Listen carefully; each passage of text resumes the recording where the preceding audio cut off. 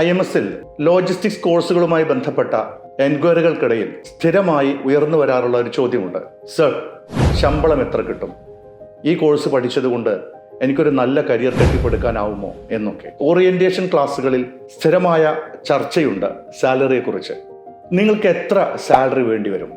എത്ര കിട്ടിയാലാണ് നമുക്ക് തൃപ്തിയാവുക? ഈ കോഴ്സ് കഴിഞ്ഞിറങ്ങുന്ന സമയത്ത് എത്ര സാലറി പ്രതീക്ഷിക്കുന്നുണ്ട് എന്ന് ഞാൻ വിദ്യാർത്ഥികളോട് ചോദിക്കാറുണ്ട്. ചിലർ പറയും, സാറേ തുടക്കമൊക്കെ അല്ലേ, ഒരു 20-25, അത് പിന്നീട് 30 ആവും, 35 ആവും, 50,000, 1,00,000 വരെ ചോദിക്കുന്ന കുട്ടികളുണ്ട്. 1,00,000 ചോദിച്ച കുട്ടിയോട് ഞാൻ തിരിച്ചു ചോദിക്കാറുണ്ട്, നിങ്ങൾ ഈ കോഴ്സ് എടുത്ത സമയത്ത്, ഈ കോഴ്സ് അവസാനിക്കുമ്പോൾ നിങ്ങൾ എന്തെങ്കിലും ഒരു ജോബ് ലക്ഷ്യം വെച്ചുകൊണ്ടാണോ നിങ്ങളിത് പഠിക്കാൻ തീരുമാനിച്ചത് എന്ന് ചോദിക്കാറുണ്ട്. CLTയുടെ സർട്ടിഫിക്കറ്റ് നിങ്ങളുടെ കയ്യിലെത്തുന്ന സമയത്ത് അത് നിങ്ങളുടെ ജീവിതത്തിൽ എന്ത് ഇമ്പാക്റ്റ് ഉണ്ടാക്കും എന്ന് ആലോചിച്ചുറപ്പിച്ചിട്ടായിരുന്നോ ഈ കോഴ്സിന് ചേർന്നത് എന്ന് ചോദിക്കാറുണ്ട്. 1,00,000 തരാൻ തയ്യാറുള്ള ഒരു ജോബിൻ്റെ ഇൻ്റർവ്യൂവിലേക്ക് ഈ കോഴ്സ് കഴിഞ്ഞിറങ്ങിയാൽ നിങ്ങളെ ഞാൻ എത്തിക്കാം. ആ എംപ്ലോയർക്ക് നിങ്ങൾ പകരം തിരിച്ചെന്ത് നൽകും എന്ന് ഞാൻ ചോദിക്കാറുണ്ട്. ചിലർ പറയും, സർ നന്നായി ഞാൻ ആത്മാർത്ഥതയോടെ ജോലി ചെയ്യും, സർ 1,00,000 തരാമെന്ന് പറയുകയാണെങ്കിൽ നന്നായി ഞാൻ കഠിനാധ്വാനം ചെയ്തോളാം, കമ്പനിക്ക് ഞാൻ ലാഭമുണ്ടാക്കി കൊടുക്കും, ഗ്രോത്ത് ഉണ്ടാക്കി കൊടുക്കും എന്നൊക്കെ പറയാറുണ്ട്. എങ്കിൽ പിന്നെ ഗ്രോത്ത് ഉണ്ടാക്കി കാണിക്കൂ, പ്രോഫിറ്റ് ഉണ്ടാക്കി കാണിക്കൂ, എന്നിട്ട് നമുക്ക് സാലറി നിശ്ചയിക്കാം എന്ന് എംപ്ലോയർ പറഞ്ഞാലോ? സാധാരണഗതിയിൽ ലോജിസ്റ്റിക്സിലെ ഒരു കുഞ്ഞു ജോബാണ് സ്റ്റോർ കീപ്പിംഗ്. കേരളത്തിൽ ഒരു 15,000 രൂപ ഇന്ന് ലഭിക്കും. എന്നാൽ 50,000 വാങ്ങുന്ന സ്റ്റോർ കീപ്പറും മാർക്കറ്റിലുണ്ട്, 1,00,000 വാങ്ങുന്ന സ്റ്റോർ കീപ്പറും മാർക്കറ്റിലുണ്ട്. എന്താണ് അവയെ പരസ്പരം വ്യത്യസ്തരാക്കുന്നത്? വിദ്യാർത്ഥികൾ പറയും, സർ ഒന്ന് സ്കില്ലാണ്, എക്സ്പീരിയൻസ് ആണ്, ആറ്റിറ്റ്യൂഡാണ് എന്നൊക്കെ. ശരിയാണ്, സ്കിൽ, എക്സ്പീരിയൻസ്, ആറ്റിറ്റ്യൂഡ്. ആലപ്പുഴയിലെ ഒരു ഫിഷറീസ് ഇൻഡസ്ട്രീസിലേക്ക് ഒരു ലോജിസ്റ്റിക്സ് എക്സിക്യൂട്ടീവിൻ്റെ ഇൻ്റർവ്യൂവിന് കടന്നു ചെല്ലുന്ന ഒരു ഉദ്യോഗാർത്ഥിയോട് ആ എംപ്ലോയർ ചോദിക്കുന്നൊരു ചോദ്യമുണ്ട്. എൻ്റെ ഇൻഡസ്ട്രി ഇതൊക്കെയാണ്, ഇതിൽ ഇന്ന പ്രശ്നങ്ങളുണ്ട്, നിങ്ങളുടെ അടുത്ത് പരിഹാരമുണ്ടോ, സൊല്യൂഷനുണ്ടോ? ഉണ്ടെങ്കിൽ കയറിക്കോ, നിങ്ങൾ മനസ്സിൽ ഉദ്ദേശിച്ചത് നിങ്ങളുടെ അക്കൗണ്ടിൽ വന്ന് വീഴും എന്ന്. എന്നാൽ ആലപ്പുഴയിലെ ഫിഷറീസ് ഇൻഡസ്ട്രീസിലെ ഒരു ലോജിസ്റ്റിക്സ് എക്സിക്യൂട്ടീവിൻ്റെ ജോബ് ഫംഗ്ഷൻ അല്ല MA ലോജിസ്റ്റിക്സിലെ ലുലുവിൻ്റെ വെയർഹൗസിലുള്ളത്. അതായിരിക്കില്ല ആസ്റ്റർ മെഡിസിറ്റിയിലെ ഒരു ലോജിസ്റ്റിക്സ് കോർഡിനേറ്ററുടെ ജോബ്. ഇൻഡസ്ട്രികൾ വ്യത്യാസമാവുന്നതിന് അനുസരിച്ച് ജോബിൻ്റെ പ്രത്യേകതകളും മാറുന്നുണ്ട്.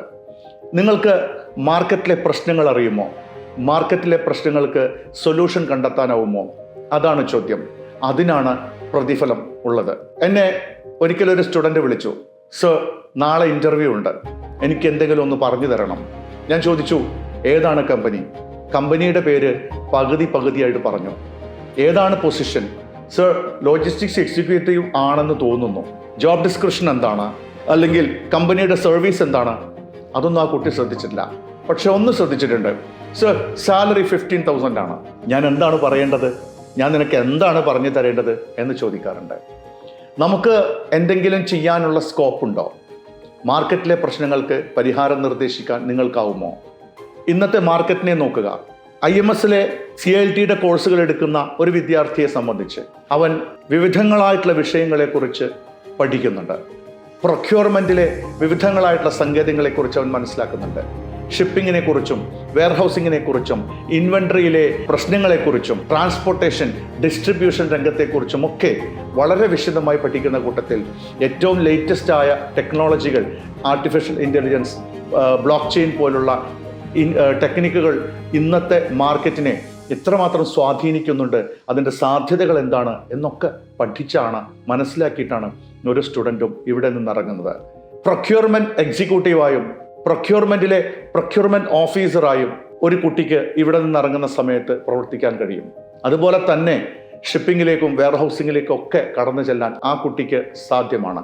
ഒരു ഫിഷറീസ് ഇൻഡസ്ട്രീസിലേക്ക് കടന്നു ചെല്ലുന്ന ഒരു ഉദ്യോഗാർത്ഥിയെ സംബന്ധിച്ച് എംപ്ലോയർ ചോദിക്കുന്നത്, ഞാൻ ഒരു എക്സ്പോർട്ട് ബിസിനസ് ചെയ്യുന്ന ഒരാളാണ്, എക്സ്പോർട്ട് രംഗത്തേക്ക് കടന്നു വരുമ്പോൾ ഉണ്ടാവേണ്ട കാര്യങ്ങൾ എന്തൊക്കെയാണ്, എന്തൊക്കെ ഡോക്യുമെൻറ്റേഷനിലാണ് നമ്മൾ ശ്രദ്ധിക്കേണ്ടത്, ഈ രംഗത്തെ പ്രശ്നങ്ങൾ എന്തൊക്കെയാണ്, ഇത്തരം കാര്യങ്ങളൊക്കെ കൃത്യമായി മനസ്സിലാക്കിയിട്ടാണ് ആ ഉദ്യോഗാർത്ഥി ആ ജോബ് ഇൻ്റർവ്യൂവിന് പോകുന്നതെങ്കിൽ തീർച്ചയായും അയാൾ ആഗ്രഹിച്ചത്, അയാൾ ഉദ്ദേശിച്ചത് അയാളുടെ അക്കൗണ്ടിൽ വന്ന് വീഴും എന്നുള്ള കാര്യത്തിൽ തർക്കമില്ല. നമുക്കെല്ലാവർക്കും അറിയാം, ഒരു +2 കാരന് മാനേജർ ആവാൻ കഴിയുമോ എന്ന് ചോദിച്ചാൽ നമ്മുടെ നാട്ടിൽ വളരെ ഉയർന്ന തലത്തിലുള്ള വിദ്യാഭ്യാസ യോഗ്യതയുള്ള ആളുകളെ കൊണ്ട് തന്നെ തിരക്ക് പിടിച്ച ഒരു അന്തരീക്ഷം നമുക്കുണ്ട്. എന്നാൽ +2 കാരൻ മാനേജറായ ചരിത്രം IMSനുണ്ട്. കോഴ്സ് പകുതിയായ സമയത്ത് വെയർഹൗസ് മാനേജറായ ചരിത്രവും IMSന് പറയാനാകും.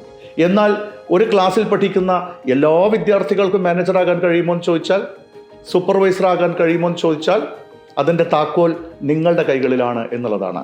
മാർക്കറ്റിലെ ഏറ്റവും എക്സ്പീരിയൻസ്ഡ് ആയ, ഒരുപാട് മേഖലകളിലൂടെ വർഷങ്ങളോടെ കടന്നുപോയ, വർഷങ്ങളുടെ പ്രാഗൽഭ്യമുള്ള എക്സ്പീരിയൻസ്ഡ് ആയ ഫാക്കൽറ്റീസാണ് IMSൽ നിങ്ങൾക്ക് കാര്യങ്ങൾ പറഞ്ഞു തരാൻ തയ്യാറായി നിൽക്കുന്നത്.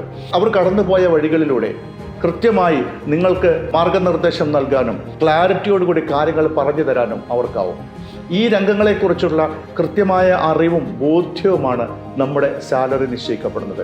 നിങ്ങൾ മാർക്കറ്റിലെ ഒരു പ്രശ്നത്തിന് പരിഹാരവുമായിട്ട് ചെല്ലുമ്പോൾ, അല്ലെങ്കിൽ ഒരു കമ്പനി കാലങ്ങളായി അനുഭവപ്പെടുന്ന ഒരു പ്രതിസന്ധിക്ക് പരിഹാരവുമായി നിങ്ങൾക്ക് അവിടെ എത്താനാകുമ്പോൾ തീർച്ചയായും നിങ്ങളുടെ പ്രാധാന്യം അവിടെ ഏറെയുണ്ട്.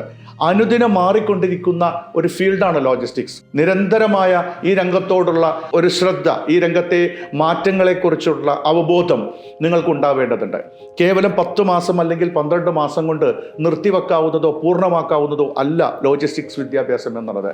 അനുദിനം മാറിക്കൊണ്ടിരിക്കുന്ന ഈ ഫീൽഡിലെ പ്രത്യേകതകളെ നന്നായി മനസ്സിലാക്കുകയും ഏതൊക്കെ ടെക്നോളജി വന്നാലും എന്തൊക്കെ മാറ്റങ്ങൾ വന്നാലും അടിസ്ഥാന വിദ്യാഭ്യാസത്തെ കൃത്യമായി മനസ്സിലാക്കി ലോജിസ്റ്റിക്സിൻ്റെയും സപ്ലൈ ചെയിനിൻ്റെയും ബേസിക് ഫംഗ്ഷനുകൾ, അതിൻ്റെ അടിസ്ഥാനം കൃത്യമായി അതിൻ്റെ സോഴ്സിൽ നിന്ന് മനസ്സിലാക്കി മുന്നോട്ട് പോകാനാവുകയും ചെയ്താൽ മാർക്കറ്റ് ആഗ്രഹിക്കുന്ന ഒരു സംവിധാനത്തിലേക്ക് നമുക്കെത്താനും അതോടൊപ്പം തന്നെ നമ്മൾ ആഗ്രഹിക്കുന്ന ഉയർച്ചയിലേക്ക് നമുക്കെത്താനും കഴിയും.